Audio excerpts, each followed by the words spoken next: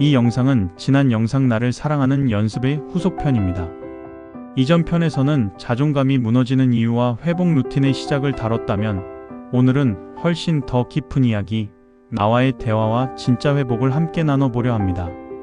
혹시 1편을 아직 못 보셨다면 댓글과 고정글에 링크 남겨둘게요. 혹시 이런 생각 해보신 적 있으신가요? 내가 나를 싫어하는 느낌. 사람들과 어울려도 공허하고 혼자 있어도 불편한 나.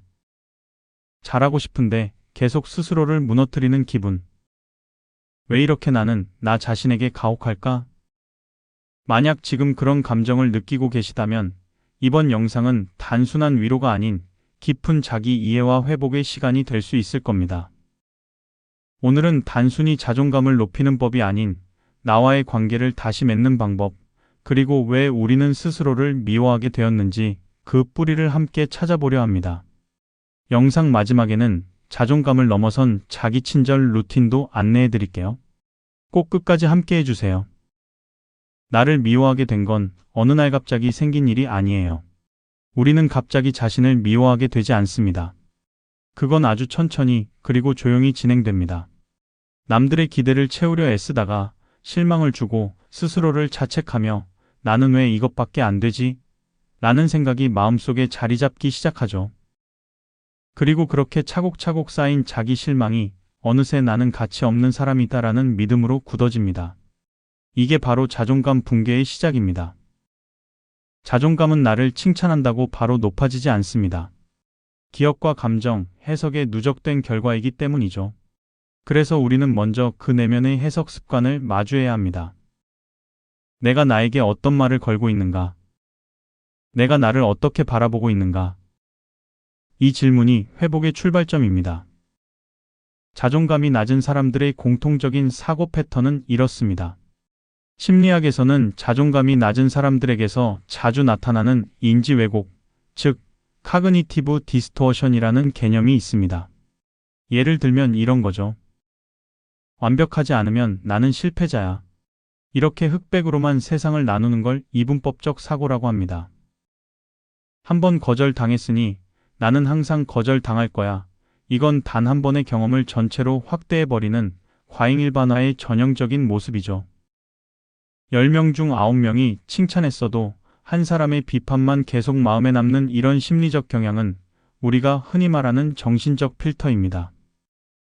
그리고 기분이 우울하니까 나는 가치 없는 사람일 거야. 이건 감정을 사실처럼 믿어버리는 감정적 추론의 대표적인 예예요. 이런 왜곡된 해석 방식들, 즉 인지 왜곡은 아주 자동적으로 작동하며 우리를 점점 나쁜 사람, 부족한 인간처럼 느끼게 만듭니다. 그래서 자존감을 회복한다는 건 단지 기분을 좋게 만드는 일이 아니라 내면의 사고 방식을 새롭게 훈련하는 과정이에요. 이건 마치 근육처럼 반복을 통해 조금씩 단련되어 가는 것이죠. 왜 우리는 타인의 시선에 집착하게 될까요?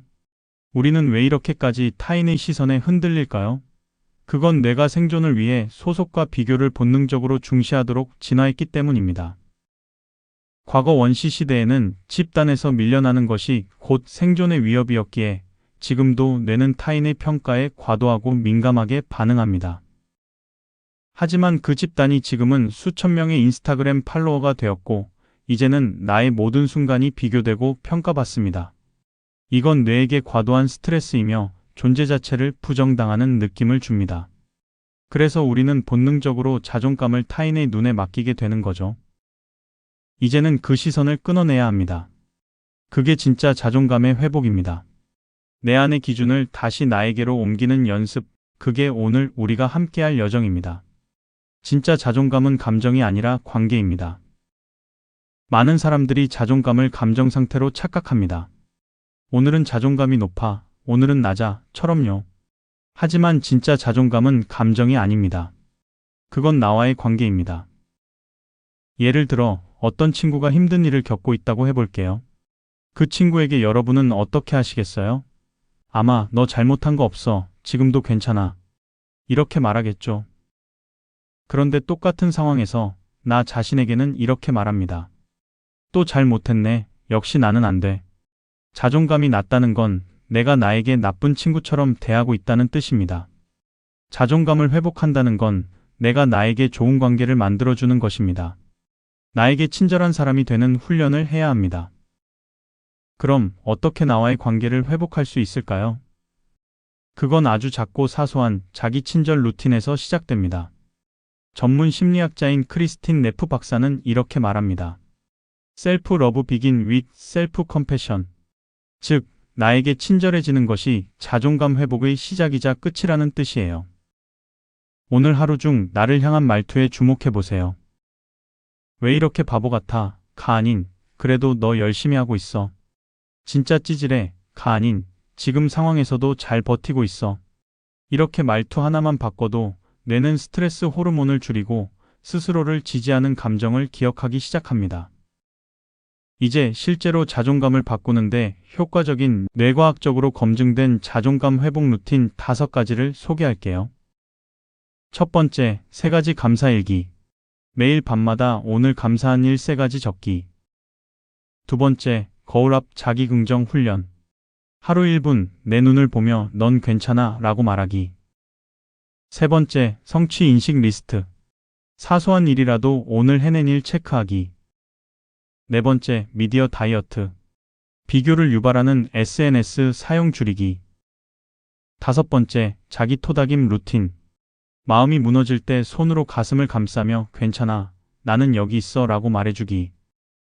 이 루틴은 단순하지만 지속적으로 실천할 때 신경망이 재조직되고 자존감이 체화됩니다. 즉, 생각이 아니라 습관으로 나를 사랑하는 법을 배우는 거죠. 자존감이 회복되면 생기는 놀라운 변화들에 대해 알아볼까요? 자존감이 회복되면 가장 먼저 변하는 것은 세상이 아니라 세상을 바라보는 나의 시선입니다.